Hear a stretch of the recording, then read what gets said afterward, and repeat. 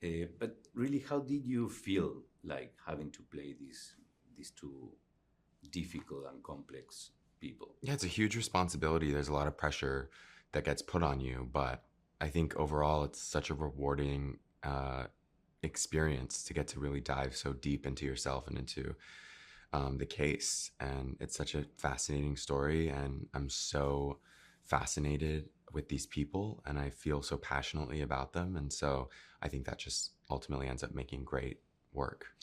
Correct. And beyond the story that we're telling, the opportunity just as an artist to be able to work with the kinds of collaborators that we got to work with, like Javier and Chloe and Nathan and Ari, as well as everyone who's behind the camera. I mean, we had a really, really talented cast and crew, and everyone came to play.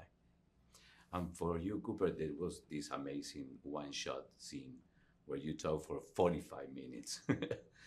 And how difficult was it to reach that deep emotionally and keep it for so long? Yeah, I mean, I actually see it the other way. I think it's more difficult to have to sort of be stepping in and out for a minute that's 3 minutes and not 34 minutes. Like when you're in it for so long, I feel like you have an easier time of staying in. You kind of get lost in the moment. And of course, being across from Ari, who's so generous and who did such a terrific job portraying Leslie Abramson, that made it all the more easy to just dive in with her and to just live throughout the moments. So it was actually a really profound and incredible experience. Of course, the preparation is difficult and taxing and takes a lot of time, but ultimately, I think if you do that, then on the day, you're kind of good to go. And Nicholas, for you, I mean, this kind of Rashomon approach of showing different perspective, but trying not to judge, and leave the judgment to the audience. But how can you, see all these characters and real persons and not be judgmental? Well, I think you said it right. You have to delineate between perspective and point of view and judgment. These are different things, right? Different people have different ways of seeing the same reality. And because we told the story from so many different perspectives, sometimes you were tasked with playing one role through someone else's point of view or someone else's perspective.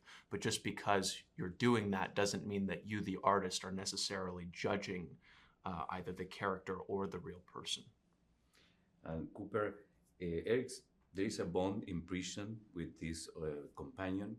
Was it dramatized or was it from real life? I think there's definitely some dramatization. There were some notes that were taken by his psychiatrist, Dr. Vickery, that maybe spoke about something like that. However, for me, I kind of saw it as what's called traumatic reenactment, which is where someone who's been through trauma and sexual abuse, for example, will try and reenact what they've been through as a way of healing or coping. So I think in a way, those scenes are to further present, in a way, evidence that the sexual abuse actually did take place. And I actually don't think it has much to do with identifying his sexuality. It's more about his trauma and what he'd been through and how he, made choices to cope and deal with it.